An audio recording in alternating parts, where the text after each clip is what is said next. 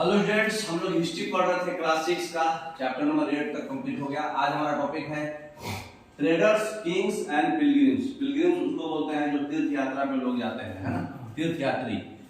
तो ये chapter number 9 है। तो इस पे एक स्टोरी दिया हुआ है, ठीक है। जगिनी एट द मार्केट, है ना। जगिनी जो है मार्केट गई है और वाइटल विलेज और thriving towns, travel, Kings and pilgrims, इसको आपको अंडरस्टैंड करना है। जब मार्केट जाएगी, जब आपका मतलब विलेज जो है वाइटल हो गया है, टाउन्स डेवलप हो रहा है, तो मार्केट में बहुत कुछ मिलेगा।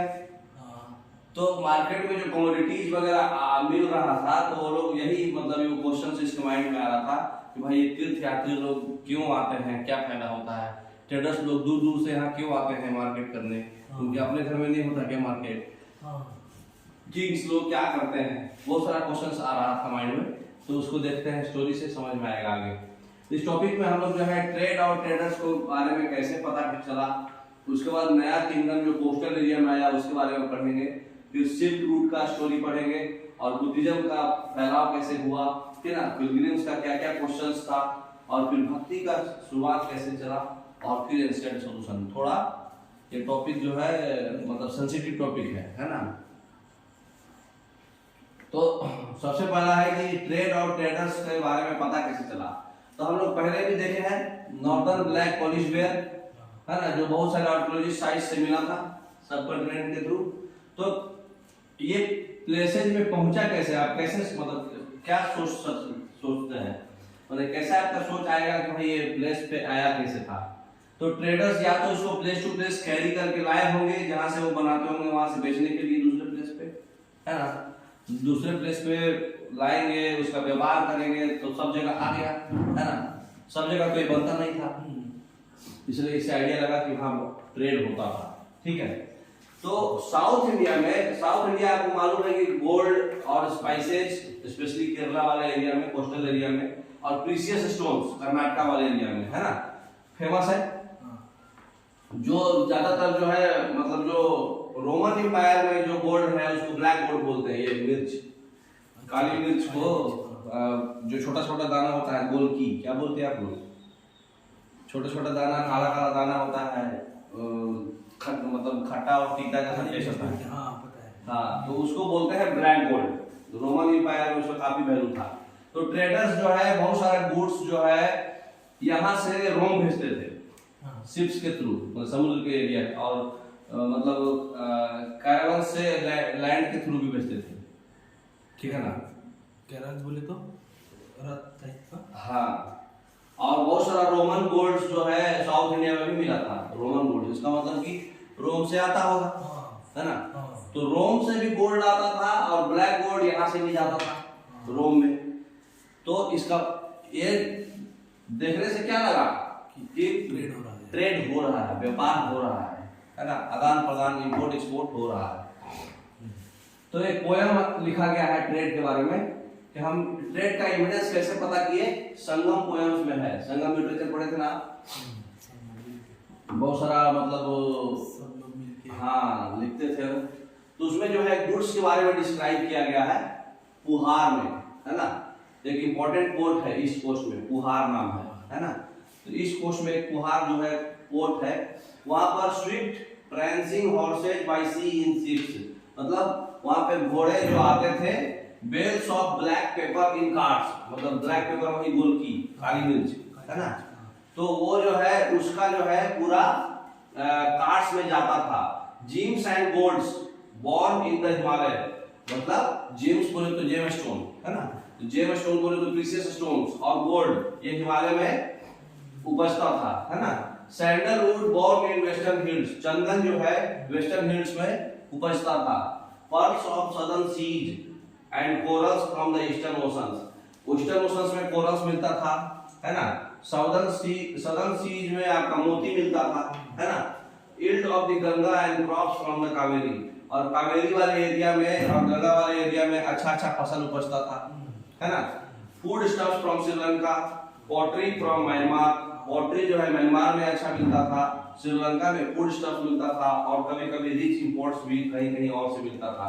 तो ये सब आइटम्स है जो आपको मेंशन किया गया है, जो अलग अलग लोकेशन वाइज मिलता था। व्यापार होता था उसका, इधर उधर जाता था। तो ये आपको एक जगह लिख लेना है कि कहाँ पे क्या फेमस था, है ना। नेक्स्ट, तो ये पूरा पोएम है ना। तो पूरा एरिया आपको दिख रहा है, कहाँ से कहाँ माल जाता था। ये वाला एरिया से माल जो है पूरा श्रीलंका से होते हुए यहाँ से पूरा रोम जाता था, है ना। समझ में आया बात? पूरा एरिया दिखा हुआ है, दिख रहा है। ये पोर्शन से यूरोप वाले एरिया में माल जाता था। समझ में आ रहा व्यापार? तो पूरा एरिया जहाँ जहाँ आपको दिखा रोम, फिर उसके बाद ये एरिया आपको क्या दिख रहा है, उधर से भी माल आता था। हाँ, ये इधर से भी एशिया तरफ माल जाता था और उधर से भी आता था। तो ये सब फायदा क्यों हो रहा है? ये सब फायदा लोग बैक कीजिए, ये जो है अलग अलग टाइम पे चलाते थे। ये ट्रेड विंड्स का इस पे मतलब बहुत बड़ा रोल है। जब मानसून जो है, साउथ वेस्ट मानसून जो था, बैक कीजिए, जब साउथ वेस्ट मानसून जो है जब चलेगा तो इधर से इधर विंड आपको बहाव देगा, साउथ वेस्ट मानसून। तो उस समय व्यापार माल इधर से उधर भेज देंगे। और ठंडी के मौसम में जब मानसून रिट्रीटिंग मानसून आता था तो इधर से इधर आएगा, तो उस समय जो है माल जो है इधर से इधर लेके चले जाएंगे। तो ये लोग ट्रेड विंड्स का मतलब यूटिलाइज करके, फायदा करके, और सारा जो है जो भी गुड्स वगैरह जिसका जहां जहां भेजना है, इंपोर्ट एक्सपोर्ट करना है, उसके अकॉर्डिंगली प्लान करके करते थे, ताकि इनको ज्यादा मतलब नुकसान ना हो, व्यापार में कॉस्ट कम लगे, है ना। तो ट्रेड और ट्रेडर्स के बारे में कैसे पता करा? तो ट्रेडर्स जो है बहुत सारे सी रूट्स एक्सप्लोर किए थे, कोस्ट एरिया में फॉलो करते थे, अरबियन सी और बे ऑफ बंगाल के क्रॉस, है ना। सेलर जो है मॉनसून विंड्स को बहुत एडवांटेज देते थे सी को जल्दी पास करने में। पिक्चर से समझ में आया ना। अगर वो चाहते थे कि वेस्टर्न कोस्ट में सब ईस्ट अफ्रीका से जाए तो वो जो है साउथ वेस्ट मॉनसून में जाते थे। दिखाई रहा पिक्चर आपको? जब वो वेस्टर्न कोस्ट से ईस्ट अफ्रीका जाते थे तो साउथ वेस्ट मॉनसून यूज करते थे। शिप्स जो है वो मतलब लॉन्ग जर्नी के लिए ही बनाया हुआ था। जो स्टडी शिप्स जो था लॉन्ग जर्नी के लिए बनाया जाता था, वो साउथ वेस्ट मॉनसून का यूज करके उधर लेके जाते थे माल, है ना। तो यही है आपका एरिया। ज्यादातर माल जो है इस एरिया में बनता था हमारा और इस एरिया में जाता था, है ना, रोम। अब है new kingdom along the coast. तो सबसे पहले ज्योग्राफी समझिए। जितना सारा किंगडम था, बेसिकली सारा किंगडम जो है ऊपर था पहले, है ना। 90% किंगडम तो उधर ही था। और जो एरिया था ये वेस्टर्न घाट और ईस्टर्न घाट वाले एरिया में था, ठीक है ना। तो इसका बारे में हमको समझना है, ठीक है। तो यहाँ पे क्यों था, बात कीजिए, समझिए क्यों पिक्चर दिया हुआ है, उस बात को समझिए। यहाँ पर आपका ईस्टर्न घाट था, वेस्टर्न घाट था और ईस्टर्न घाट था, फिर ये कोस्टल एरिया था, है ना। और उसके बाद यहाँ पर जो है कौन कौन नदी है, कावेरी है, कृष्णा है, गोदावरी है।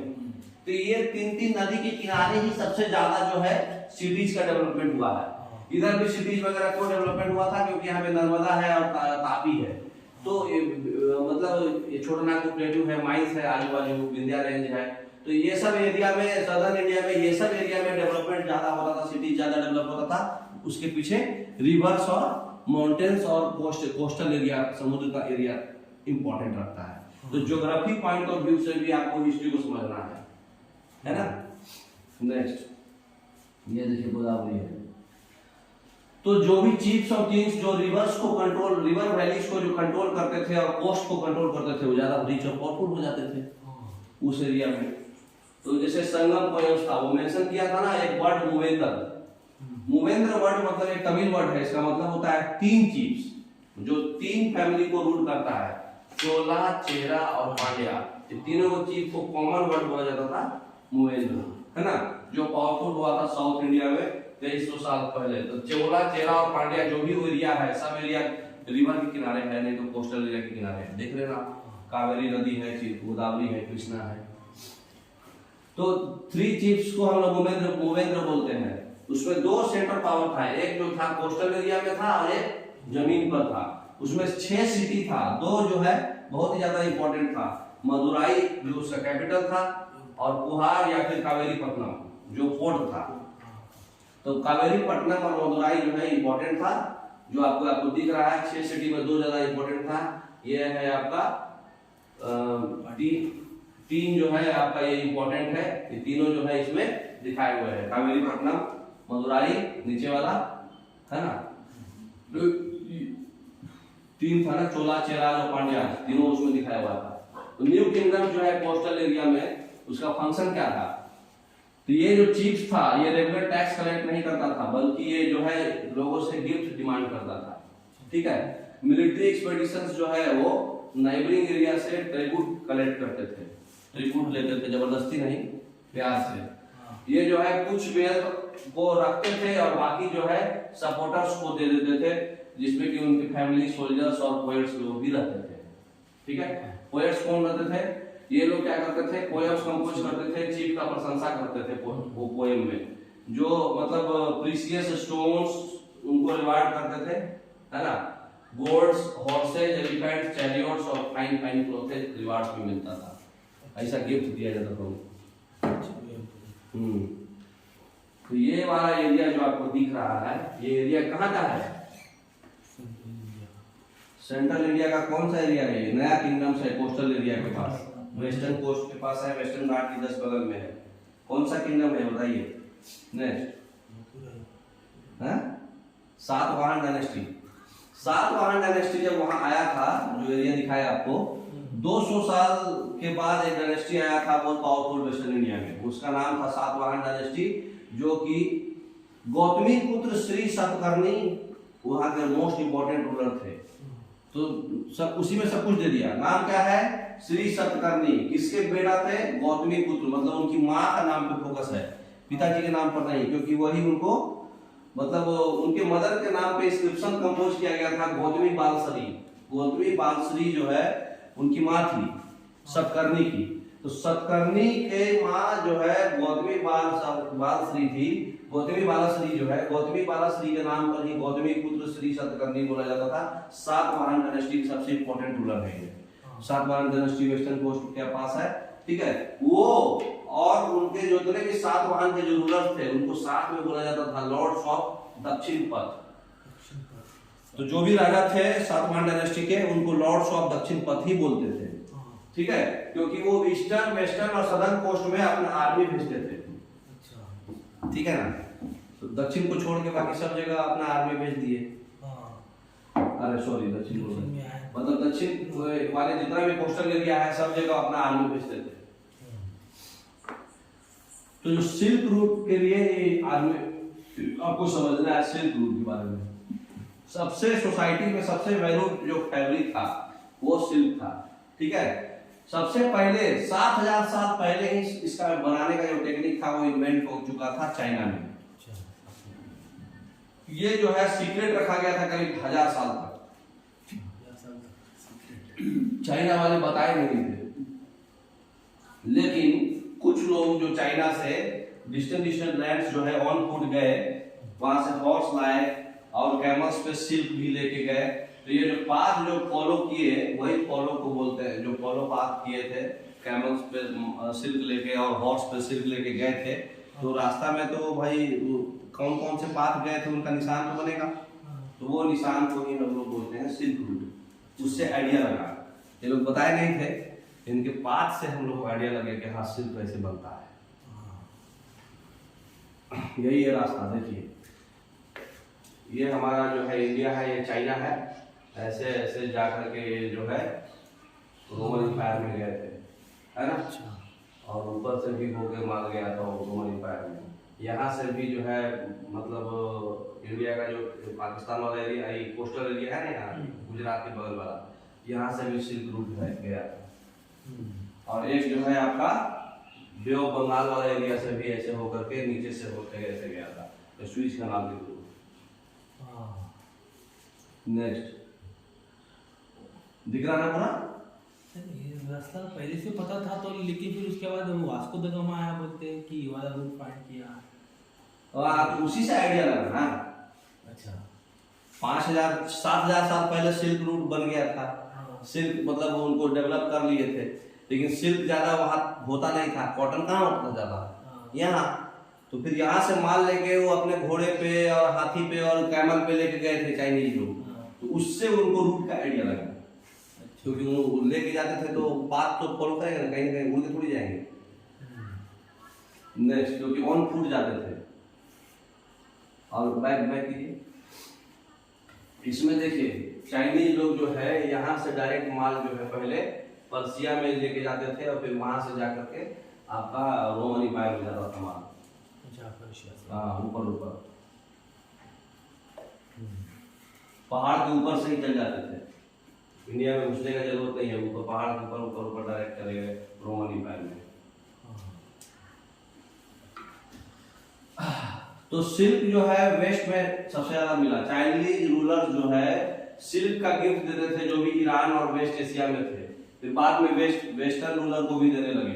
तो 2000 साल पहले जो है सिल्क जो है एक फैशन हो गया, जो मतलब एक स्टेटस सिंबल हो गया। जैसे पता नहीं है कोई लोग आईफोन का मतलब मोबाइल रखता है तो एक स्टेटस होता है कि हम आईफोन का मोबाइल रखे हैं। उसी तरह से उस समय जो है सिल्क का अगर कोई कपड़ा पहन रहा है तो एक ऐसा फैशन हो गया, अरे भाई कितना भी रात में सिल्क का कपड़ा पहना है ना, वैसा हो गया था वहां। क्योंकि जो चीज को आपको प्राप्त करने में डिफिकल्टी होगा वो चीज का वैल्यू ज्यादा होगा।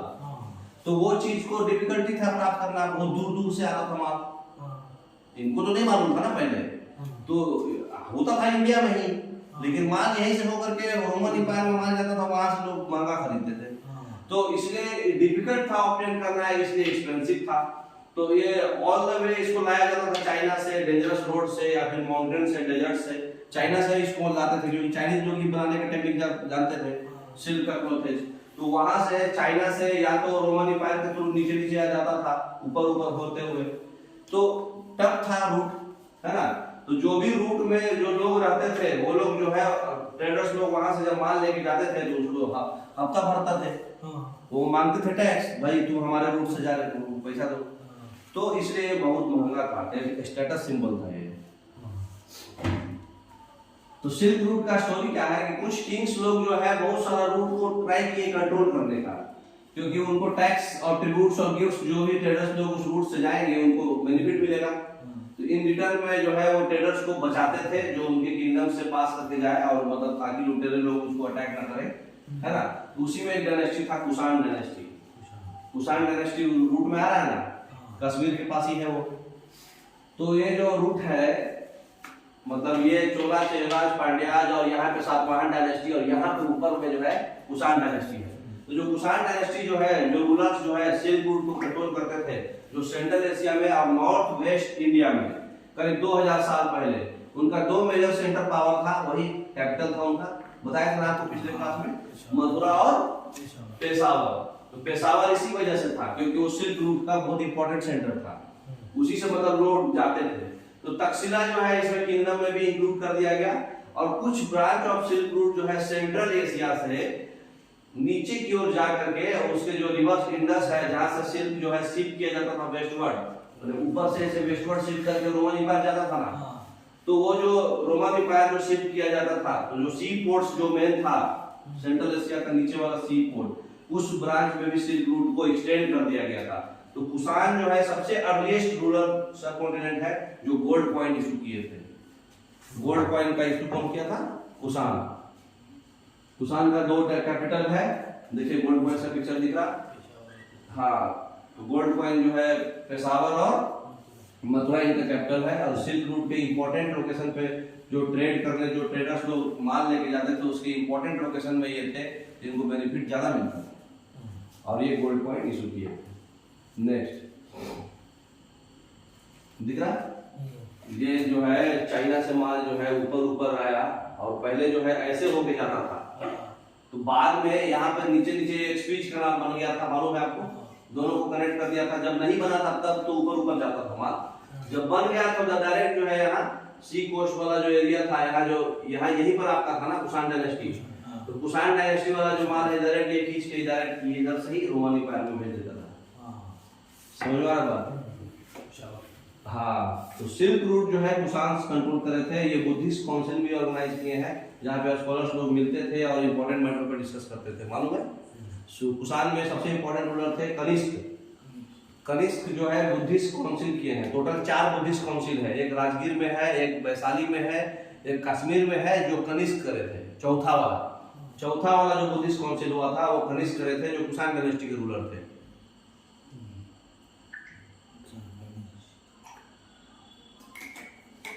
बुद्धिस्ट काउंसिल बोले तो मीटिंग, सभा, है ना। नेक्स्ट बोला कनिष्क। कनिष्क जो है इंपॉर्टेंट रूलर थे जो कश्मीर में रूल करते थे। तो 4 बुद्धिस्ट काउंसिल हुआ था, सबसे पहला राजगीर में, फिर वैशाली में, तो चारों पढ़िए के बाद में आप। तो जो चौथा हुआ था वो कश्मीर में हुआ था, जो कनिष्क किए थे, है ना। नेक्स्ट, तो बुद्धिज्म कैसे फैला। बुद्धिज्म में एक बुद्धा भगवान का जो बायोग्राफी लिखा हुआ है, उस बुक का नाम है बुद्ध चरित्र, है ना। तो ये जो है कंपोज कौन किए थे, अश्वघोष, एक पोएट थे जो कनिष्क के कोर्ट के टाइम में रहते थे। अश्वघोष बहुत इंपॉर्टेंट क्वेश्चन है ये। हाँ, तो कनिष्क के कोर्ट के टाइम में अश्वघोष जो पोएट थे वो बुद्ध चरित्र एक बुक लिखे थे, जिसमें बुद्ध भगवान का पूरा बायोग्राफी दिया हुआ है। मतलब कैसे जिए, कैसे बढ़े, पले बढ़े, कैसे ज्ञान बांटे, कैसे क्या क्या किए, है ना। तो अश्वघोष और भी बुद्धिस्ट स्कॉलर जो है अब संस्कृत में भी लिखना चालू कर दिए हैं। पहले तो प्राकृत में लिखते थे, अब संस्कृत में भी लिखना लगे हैं। तो अश्वघोष बहुत ही इंपॉर्टेंट मतलब पोएट है। इसके शासनकाल में है कनिष्क, कुषाण डायनेस्टी के। इंपॉर्टेंट क्वेश्चन है। अच्छा, अब जो है बुद्धिज्म का 2 फॉर्म होता है, महायान और पढ़िए, आगे पढ़िए। तो बुद्धिज्म का जो है एक होता है महायान, ठीक है। तो महायान जो है न्यू फॉर्म है, इसका 2 डिस्टिंक्ट फीचर्स है, मतलब नया है। पुराना वाला जो है महायान नहीं होता है, ठीक है। तो जो अर्लियर का जो बुद्धा का प्रेजेंस था वो स्कल्पचर में दिखाया जाता था, कुछ सर्टेन साइंस में। जैसे उनका इनलाइटनमेंट जो है पीपल ट्री के नीचे हुआ था, तो उसका एक स्कल्पचर बनाया जाता था। जैसे अजंता केव में बहुत सारा उनका मुद्रा है। अजंता केव गए होंगे तो कभी देखे होंगे ध्यान मुद्रा, कभी महापरिनिर्वाण मुद्रा सोया हुआ, है ना, कभी ध्येय मुद्रा, मतलब अलग अलग मुद्रा है। तो वो जो है स्कल्पचर में पुराना वाला बुद्धिज्म का वो है, ठीक है। तो जो स्कल्पचर जो है सांची स्तूप में भी है, ट्री के नीचे दिखाया हुआ है। ऐसे ट्री के नीचे एक स्तूप है और एम्प्टी सीट नीचे में लिखा हुआ है, जिसमें स्कल्पचर जो है कार्व किया, इंडिकेट कर रहा है कि बुद्धा जो है एनलाइटनमेंट लिए थे एक ट्री के नीचे। बुद्ध भगवान का उसमें नहीं है, लेकिन ट्री बनाया हुआ है, एक एम्प्टी सीट दिखाया हुआ है सांची स्तूप में। अजंता केव्स में बहुत सारा उनका मुद्रा वगैरह लिखाया हुआ है ना। तो स्टैचू ऑफ बुद्धा जो है बनाने लगा, पहले नहीं बनता था, अब जो है उनका खुद का स्टैचू बनाने लगा है। और बहुत सारे मथुरा में और तक्षशिला में ऐसे में बहुत जगह बन भी गया है। अजंता केव्स महाराष्ट्र में बहुत जगह बना है। तो ये महायान में बना है, पहले वाले जो है उसमें नहीं बनता था। उसमें सिर्फ मतलब इंटरटेनमेंट दिखाया जाता था, बुद्धिज्म का स्टैचूज नहीं बनता था, बुद्धा भगवान का मूर्ति नहीं बनता था। उसमें स्कल्पचर दिखाया जाता था, उनका फीचर्स दिखाया जाता था। न्यू फॉर्म ऑफ बुद्धिज्म में उनका खुद का स्टैचू बनाने लगा, है ना। नेक्स्ट, तो दूसरा जो है speed of Buddhism, second change जो हुआ था, एक था बोधिसत्व। मतलब जो पर्सन जो है जो इनलाइटनमेंट जो अटेंड कर चुके हैं, इसका मतलब कि वो अकेले रहेंगे और वो मेडिएट करेंगे, बहुत ही पीसफुल लाइफ, मतलब पीसफुल रहेंगे। तो इसके बदले जो है ये जो है हमेशा वर्ल्ड से मतलब टच में रहेंगे और एक दूसरे को पढ़ाएंगे और हेल्प करेंगे। तो बोधिसत्व का जो पूजा करेंगे वो बहुत पॉपुलर हो जाएंगे और पूरे सेंट्रल एशिया में, चाइना में और बाद में कोरिया में और जापान में वो फेमस हो गए। तो जो भी बोधिसत्व का पूजा करते थे वो बिलीफ था एक, है ना। तो बोधिसत्व का जो पूजा था वो बहुत पॉपुलर हो गया चाइना में, बाद में फिर कोरिया में और जापान में। तो बुद्धिज्म जो है कहाँ फैल गया, वेस्टर्न इंडिया में और सदर्न इंडिया में। बहुत सारा दर्जन ऑफ केव्स बनाए गए मॉन्क्स के हिल, मतलब मॉन्क्स के लिए, उनके रहने के लिए। Ajanta caves, Elephanta caves, Ellora caves, और एक और कौन था नाम बता रहे हो, और भी केव्स है। तो महाराष्ट्र में, वेस्टर्न इंडिया में, सदर्न इंडिया में ये सब केव्स बनाया गया है बहुत सारा, मतलब 12-13 केव्स बनाया गया है ना। तो ये सिर्फ क्या है, बुद्धिज्म को फैलाने के लिए। और बोधिसत्व देखिए यहाँ से बहुत सारा सब कुछ यहीं से सेंटर किया था, चाइना में, जापान में, कोरिया में, अलग अलग लोकेशन में, मतलब इंडिया से ही सब तरफ बुद्धिज्म फैला था, ईरान में, अफगानिस्तान में, है ना। तो बुद्धिस्ट केव्स जो है ये किंग्स और क्वींस के और मर्चेंट्स और फार्मर्स के ऑर्डर पे बनता था। हाँ, कार्ले केव्स भी एक है महाराष्ट्र में, तो इतना सारा केव्स बनाया गया। तो ये हमेशा जो है ज्यादातर जो है जो वेस्टर्न घाट के थ्रू जो पास है ना, उसी के आसपास बनाया गया है। अजंता, इलोरा ये सब भी पास वेस्टर्न घाट के पास ही है। तो जो रोड प्रॉस्परस पोर्ट्स को कनेक्ट करता है कोस्टल एरिया में सिटी के साथ, है ना, वो पास के थ्रू जाता है, वहीं पर ज्यादातर बना था। तो ट्रेडर्स लोग जो भी है ये सब केव्स मोनास्ट्रीज में आके अपना ट्रेवल्स की तरह रहेंगे अपना स्टे के लिए। तो बुद्धिज्म जो है साउथ ईस्टवर्ड में श्रीलंका, म्यांमार, थाईलैंड और कुछ मतलब इंडोनेशिया ये सब में भी फैला। तो ओल्डर फॉर्म ऑफ बुद्धिज्म को हम लोग बोलते हैं थेरावाडा बुद्धिज्म। ठीक है। तो जो थेरावाडा बुद्धिज्म है, जो मतलब ज्यादातर इंडोनेशिया, श्रीलंका, म्यांमार, थाईलैंड मतलब साउथ ईस्ट कंट्रीज में ज्यादा फेमस था, ये पुराना बुद्धिज्म है जिसको हीनयान बोलते हैं। तो हीनयान और महायान, हीनयान में ओल्डर फॉर्म था, महायान न्यूअर फॉर्म था। हीनयान में स्कल्पचर से आप सब कुछ दिखाते थे, लेकिन बुद्धिज्म का मतलब मूर्ति नहीं रहता, कार्विंग नहीं होता था। लेकिन महायान में बुद्धिज्म का भी मूर्ति का कार्विंग नए मुद्रा में बनाया जाता था, केव्स वगैरह में, है ना। महायान में, हीनयान में जिसको थेरावाडा बोलते हैं पुराना वाले में, ये वाले एरिया में ज्यादा फेमस हुआ था, इंडिया का साउथ ईस्ट एरिया में, है ना। मलेशिया, इंडोनेशिया, श्रीलंका, है ना। नेक्स्ट अब है हमारा पिलग्रिम्स का क्या क्वेश्चन था। जो पिलग्रिम्स थे कौन? पिलग्रिम्स ऐसे मेन और वुमेन होते हैं जो जर्नी करते हैं होली प्लेसेस को वर्शिप के ऑफर के लिए, मतलब तीर्थ यात्रा। मतलब आप मान लीजिए वैष्णो माता के दर्शन करने गए हैं, ज्योतिर्लिंग का दर्शन करने गए हैं, मतलब पूजा के पर्पज से आप अगर यात्रा करने जा रहे हैं और उस समय आप पिलग्रिम्स कराएंगे, है ना। तो जो भी ट्रेडर्स जो है डिस्टेंट लैंड्स को कैरावंस और शिप्स के थ्रू जाते हैं, तो उसको हम लोग उसके साथ जो है पिलग्रिम्स जाते थे, है ना। तो ट्रेडर्स के साथ पिलग्रिम्स भी साथ में चल जाते थे, है ना, वर्शिप के बहाने। तो जो बेस्ट नोन चाइनीज बुद्धिस्ट जो पिलग्रिम्स थे, चाइनीज वाले ही ज्यादा बुद्धिज्म फॉलो करते थे। तो उसमें फाहेन थे, उसके बाद जुआन जांग थे और आई क्विंग थे, जो कि 1600 साल जो है पहले आए थे फाहेन, और ये जो है 1400 साल पहले आए थे, और ये जो है 50 साल बाद आए थे जुआन जांग के। ठीक है। तो ये जो है बहुत सारे मतलब बुद्धा का लाइफ के बारे में, मतलब जहाँ जहाँ बुद्धा का फेमस मोनास्ट्रीज था वहां पे ये लोग जाकर के विजिट किए थे और उसके बारे में अध्ययन किए थे, है ना। नेक्स्ट, तो यही सब एरिया में आए थे, फाहेन, दिगरा, तिब्बत। तो ये जो है पिलग्रिम्स लोग जो है जब आए थे तो अपना जर्नी का एक अकाउंट लिखते थे, है ना। वो लिखते थे कि कैसे कैसे उनको रास्ते में क्या क्या डेंजर्स इनकाउंटर करना पड़ा, जो बहुत सालों साल लग गया उनको मोनास्ट्रीज को विजिट करने में, या फिर उसी में वो फिर बुक्स लिखे थे जो अपने साथ लेके चलते थे। तो जुआन जांग थे, वो जो है लैंड रूट लिए थे चाइना को जाने के लिए वापस, है ना, नॉर्थ वेस्ट के थ्रू, सेंट्रल, जो पिक्चर में आपको दिखाया अभी, सब नॉर्थ वेस्ट और सेंट्रल एशिया के थ्रू, है ना। पिक्चर एक बार फिर से दिखा दीजिए ताकि आइडिया लग जाएगा। चाइना ये जा रहे हैं इंडिया वाले पोर्शन से, वेस्टर्न वाले साउथ वेस्ट, तो ये है ना नॉर्थ वेस्ट और सेंट्रल एशिया के थ्रू जाएंगे। तो जुआन जांग जो है अपने साथ में बुद्धा भगवान का स्टैचू लेके जाते थे, जो गोल्ड, सिल्वर और चंदन का बना होता था, और बहुत सारा 600 करीब मनुस्क्रिप्ट जो है अपने मतलब 20 हॉर्स के बैक पे लोड कर दिए थे। ठीक है। 50 मनुस्क्रिप्ट जो है बोट में ही गिर गया, भुला गया, गुम हो गया, और जिससे वो इंडस रिवर में जा रहे थे तो कैप्साइज हो गए थे, हाँ, बह गए थे। तो 50 करीब मतलब बह गए। उसके बाद जो बाकी ऑफ लाइफ जो है वो रिमेनिंग मनुस्क्रिप्ट्स को संस्कृत से चाइनीज में कन्वर्ट करने में लगा दिए।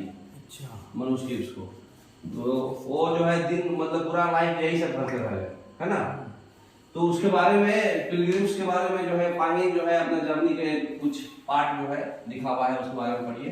फाहेन जो है अपना जर्नी जो है बंगाल से वापस जा रहे थे चाइना। तो वो क्या किए, एक शिप जो है बोर्ड किए, ठीक है, कुछ मर्चेंट्स के साथ। वो जो है ट्रेवल किए 2 दिन तक। उसके बाद जो है वो एक आंधी आ गया अचानक से, आंधी में फंस गए। तो मर्चेंट जो है अपना जो भी वहां पे सामान था वो सबको फेंकने लगे ताकि लोड कम हो और शिप जो है डूबने से बचे, है ना। तो फाइन जो है पर्सनल बिलोंगिंग्स जो है लेकर के बहुत कम आए थे, है ना। लेकिन जो है अपने बुक्स को वो चिपका कर रखे थे, बुद्ध भगवान का स्टैचू भी चिपका कर रखे थे जो कलेक्ट करके रखे थे वो घूमने में। तो जब फाइनली स्टॉर्म जो है तो 13 दिन के बाद थोड़ा सा कमा, तो वो फिर वो अब तक डिस्क्राइब करते हैं समुद्र के बारे में कि वो मतलब बहुत ही इम्पॉसिबल जैसा मोमेंट हो गया था कि हम ईस्ट और वेस्ट को जान पाए, ठीक है। सिर्फ सन को ऑब्जर्व कर पाते थे, है ना, या फिर स्टार्स को ऑब्जर्व कर पाते थे और उनका मोशंस नोटिस कर पाते थे, क्योंकि वो बहुत ही डार्क और रेनी वेदर था। सिर्फ जो है विंड को स्टीयरिंग के हिसाब से देखना था। तो करीब 90 दिन से ऊपर लग गया था हमको जावा पहुंचने में। जावा सुमात्रा आइलैंड है ना साउथ ईस्ट में, तो वहां पर वो 5 महीने तक रहे थे जावा में। दूसरे मर्चेंट शिप जब चाइना लेके उनको गया, उस मतलब 5 महीने जावा में ठहरे, उसके बाद जो है वो चाइना में गए। तो ये बुक में खाली यही लिखना चाहते हैं कि भाई हमको रास्ते में बहुत तकलीफ हुआ जाने में, हाँ, है ना। मतलब या तो नेचुरल डिजास्टर तकलीफ दिया, नहीं तो मर्चेंट लोग तकलीफ दिया, है ना, कुछ डूब गया। तो ये जो है ये कैसे गए चाइना, जो जुआन जेन थे ये ऐसे गए थे ना, ये जो है इधर से जा रहे, समझ में आया बात। ये वेस्ट बंगाल से जा रहे। तो नालंदा भी एक यूनिक सेंटर था बुद्धिस्ट का लर्निंग का। तो जुआन जांग और जितने भी पिलग्रिम्स आए थे वहां पे बहुत टाइम स्टडी किए। नालंदा में सबसे फेमस बुद्धिस्ट मोनास्ट्री है उस पीरियड का। तो वो बताए कि जो टीचर्स जो है वहां नालंदा का काफी हाईएस्ट एबिलिटी और टैलेंट के थे। सही बात था ये। जो नालंदा यूनिवर्सिटी में जो बुद्धिस्ट को जो मतलब बुद्धिस्ट का जो भी लर्निंग होता था, उसका जो भी फैकल्टी टीम था बहुत ही ज्यादा टैलेंटेड था पूरे वर्ल्ड में, है ना।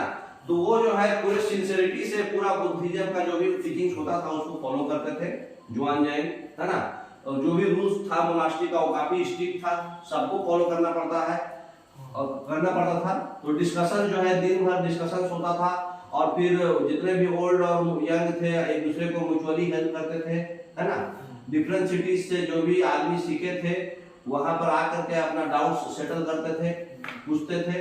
गेट कीपर जो है हमेशा डिफिकल्ट क्वेश्चन आके पूछता था। अब जो क्वेश्चन बताएगा उसी को एंट्री मिलेगा, नहीं तो आप बाहर चले जाइए, है ना। तो करीब करीब 10 में से 7 से 8 लोग तो एंट्री नहीं कर पाते थे, क्योंकि एंट्री करने के लिए आपके पास पहरेदार है। वो क्वेश्चन पूछेगा आपसे गेट कीपर। 10 क्वेश्चन में से अगर कम से कम जो उसको सेटिस्फेक्शन लेवल तक आप क्वेश्चन का आंसर जवाब देंगे तभी आप अंदर जा पाएंगे सीखने के लिए। मतलब जस्ट लाइक एंट्रेंस टेस्ट हो गया है ना। तो क्यों जुआन जैन चाहते थे नालंदा में पढ़ना, इसका आंसर बताइए। क्योंकि वहां पर टीचिंग्स का फैकल्टी टीम काफी अच्छा था और मतलब वहां पर डिसिप्लिन भी बहुत टाइट था, तो उनको काफी कुछ सीखने को मिलता बुद्धिस्ट का, है। नेक्स्ट अब हमारा लास्ट टॉपिक है भक्ति। भक्ति क्या है? भक्ति जो है एक पर्सन का डिवोशन होता है। कोई भी भगवान को आप चूज करते हैं तो उनके प्रति आपका क्या डिवोशन है उसको भक्ति बोलते हैं, ठीक है। आप खुद का चूज करने का। तो कोई भी बड़ी रिच हो चाहे पुअर हो, हाई कास्ट का हो चाहे लो कास्ट का हो, आदमी हो चाहे औरत हो, वो भक्ति को फॉलो कर सकता है ना। ये वैसा टाइम है जो मतलब सर्टेन डाइटीज मतलब बोले तो अपना भगवान देवी देवता उनका जो वर्शिप होता है, जो एक सेंट्रल फीचर होता है बाद में हिंदुइज्म का, वो काफी इंपॉर्टेंस बाद में गेन किया था। तो हिंदुइज्म में जो है जो आपके देवी देवता थे शिव भगवान, विष्णु भगवान और दुर्गा भगवान को सबसे ज्यादा इंपॉर्टेंस दिया गया था, ठीक है ना। तो जो भक्ति का आइडिया जो है भगवत गीता में प्रेजेंट किया गया था, जिसमें कि कृष्ण भगवान जो है भगवान बने थे और वो अर्जुन से पूछ रहे थे, उनके डिवोटी थे अर्जुन और उनके फ्रेंड भी थे, कि जितने भी धर्म है उनको रद्द करके मतलब रिफ्यूजी बन जाओ और वो अर्जुन को जो है सारे इविल से मुक्त कर देंगे।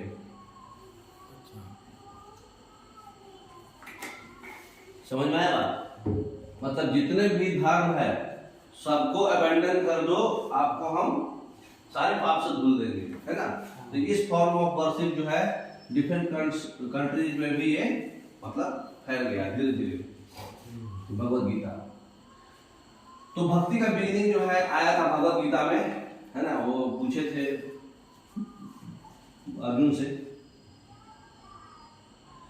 तो फॉलोअर ऑफ भक्ति क्या है, जो भी आप डिवोशन है और जो इंडिविजुअली आप जो भी भगवान को मानते हो और उनका पूजा करते हो, या भगवान देवी देवता जो भी हो, है ना, रादर देन मतलब बलिदान नहीं करते हो, आप डिवोशन दिखाते हो, खुद से मन की शांति से मतलब आस्था से पूजा करते हो, उसको भक्ति बोलते हैं, ना कि मतलब किसी का बलि चढ़ाते हो, सैक्रिफाइस नहीं। तो कोई अगर डिवोटी वर्शिप करता है, जो भी अपना डीटी है प्योर हार्ट से, तो ऐसा माना जाता है कि वो जो है उनके फॉर्म, जो भी फॉर्म में वो चाहता है, उस पर उनके फॉर्म में वो आएंगे, जो भी वो चाहता है ना, लड़का हो चाहे लड़की। तो जो भी देवी देवता हैं वो मतलब एज ए ह्यूमन बीइंग्स सोचा जाएगा, लायन की तरह भी सोचा जाएगा, या फिर ट्री की तरह सोचा जाएगा, या फिर कोई अदर फॉर्म की तरह। एक बार ये आइडिया एक्सेप्टेंस में आ गया तो आर्टिस्ट लोग ब्यूटीफुल इमेज बनाने लगे उसका, जैसा भी उनके माइंड में हो रहा है, जो उनके भावना में आ रहा है, जो आप आज देख रहे हैं। तो जो है बिगिनिंग ऑफ भक्ति में विष्णु भगवान है, जिनको बाराहा एक इमेज बनाया गया है ईरान में, मध्य प्रदेश में, ठीक है। ये मैग्निफिसेंट स्टैचू है, ये स्पेशल फॉर्म है विष्णु भगवान का, जिनको बराहा और बोर बोलते हैं, ये एक जानवर जैसा है ना, जिसमें कि पुराण में चैप्टर 11 में विष्णु भगवान जो है बोर का ऑर्डर लिए हैं, अरे शेप लिए हैं अर्थ को बचाने के लिए, जो पानी में डूब रहा था। तो ये अर्थ को एक वोमेन की तरह दिखाया गया है, अर्थ एक माँ है जो पानी में डूब रही थी, तो उनको बचाने के लिए वो बोर का शेप लिए हैं, ये शेप जो है ना, तो ये शेप जो लिए हैं विष्णु भगवान अवतार बने हैं, उसका एक पिक्चर है ना, बराहा चाहे बोर। ये जो है प्रहलाद जो थे, प्रहलाद का जो है कुछ लोग जो थे भाई भावना था कि भाई ऐसा भक्ति उक्ति कुछ नहीं होता है, ऐसा गलत है, ये है दिस दैट है। तो प्रहलाद भगवान को कृष्ण भगवान में बहुत ही ज्यादा भक्ति था, तो उनको जबरदस्ती जो है होलिका दहन क्यों मनाया जाता है, क्योंकि प्रहलाद की बहन थी होलिका, तो उनको जलाना चाहती थी, उनको बर्बाद करना चाहती थी, तो वो जो है इनको मारना चाहती थी प्रहलाद को, क्योंकि वो कृष्ण भगवान के बहुत बड़ा भक्त हो गए थे, पूरा लीन थे उन्हीं में, उनको विश्वास था कि कृष्ण भगवान ही सब कुछ है। तो इसलिए मतलब जब उनको मारने के लिए जो है हिरण्यकश्यप जो है प्लान करा था, तो फिर उनको नरसिम्हा का रूप लेकर उनका पेट चीर दिए, लेकिन प्रहलाद को बचा दिए थे, क्योंकि उनको कुआं में भी ऊपर से फेंक दिया गया था, तो नीचे में आकर के गोद लेकर के हटा, मतलब उनको बचा दिए थे। तो ये भक्ति भाव का मतलब एक एग्जाम्पल है। डिवोटी अगर अच्छे डिवोशन से किसी का याद कर रहा है तो वो आएंगे भगवान, है ना। तो उनको जलाने का भी प्लान हुआ था, तो उनकी बहन जल गई थी, होलिका दहन हो गया था। तो एक पोयम लिखा हुआ है भक्त के द्वारा, जितने भी भक्ति लिटरेचर है ये टेल्स बताते हैं कि जो भी मतलब लर्निंग्स है और हाई स्टेटस है, ये ऑटोमेटिकली नहीं आता है ना, ये क्लोज रिलेशनशिप होगा अगर भगवान से तभी होगा, है ना।